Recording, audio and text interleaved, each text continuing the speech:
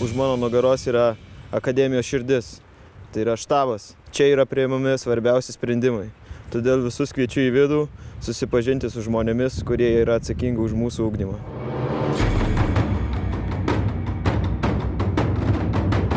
Esu Majoras Jarmalavičius, lyderio ugdymo grupės viršininkas.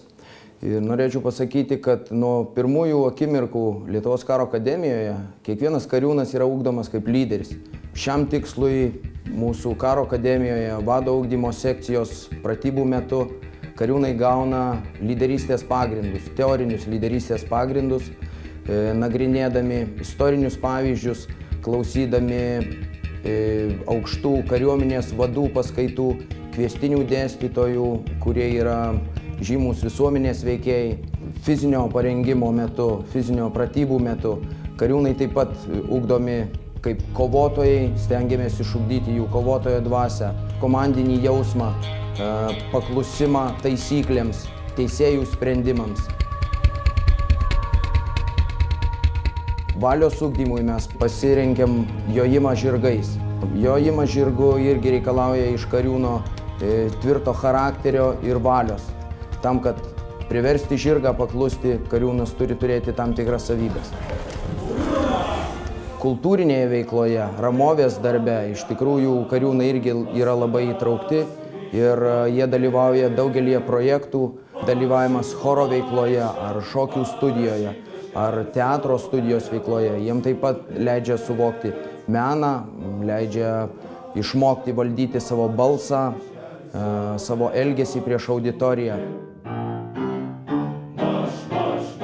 Siekiame, kad lyderis, kad vadas, karininkas būtų tikras savo šalies patriotas, žmogus plačių pažiūrų, intelektualas ir mylintis savo šalį žmogus.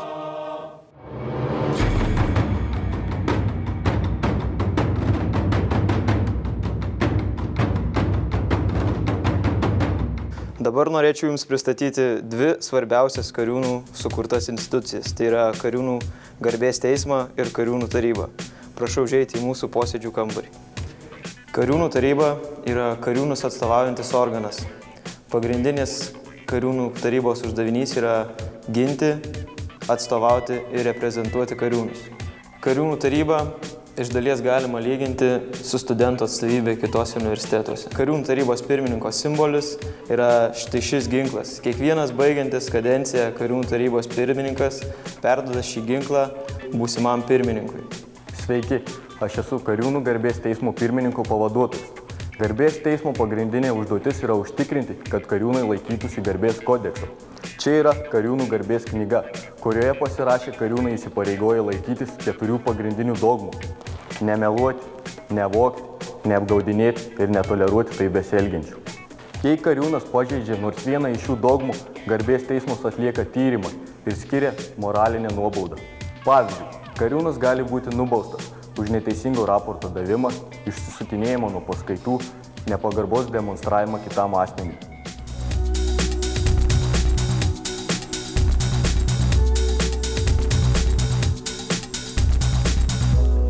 Antro kurso kariūnai yra mokomis sportinių šokių, nes, kaip žinome, karininkas ne tik turi puikiai vadovauti savo būriui, bet ir sugebėti pašokdinti panelę. Panelės mes kviečiamės iš įvairių universitetų ir taip vystome bendradarbiavimą su kitais universitetais.